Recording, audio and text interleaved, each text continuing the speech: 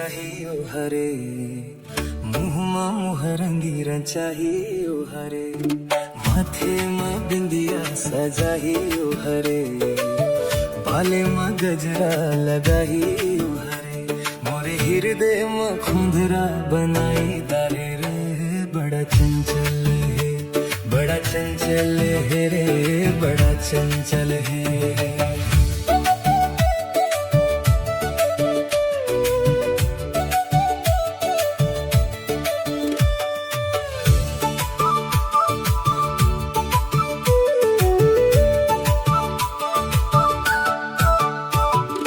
काने के झुमका दिखथे रुन झुन पाँव के पैरी करथे छुम छुम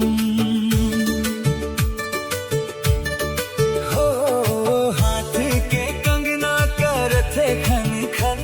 मोला बैहाओ पगला बनाई दारी रे बड़ा चंचल है आँखी में काजल अंजाहियो हरे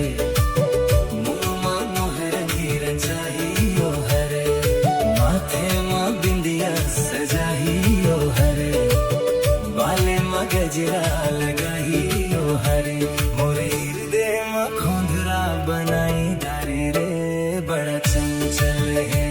बड़ा चंचल है रे बड़ा चंचल है रे।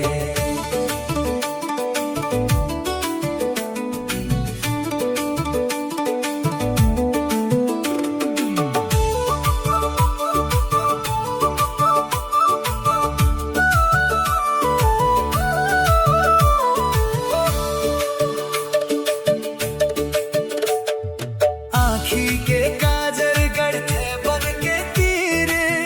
लागथे जीवरा ले जाहियो चीर मोरे अंदस मलहू दौड़ाई दे रे बड़ा चंचल है बड़ा चंचल है रे बड़ा चंचल है आँखी में काजल अंजाहियो हरे मुहमा मुहरंगी रचाहियो हरे माथे में बिंदिया सजाहियो हरे बाले में गजरा लगाहियो हरे मोरे हृदय में खोंदरा बनाई दारे रे बड़ा चंचल है बड़ा चंचल है रे बड़ा चंचल है बड़ा चंचल है रे बड़ा चंचल है बड़ा चंचल है रे बड़ा चंचल है।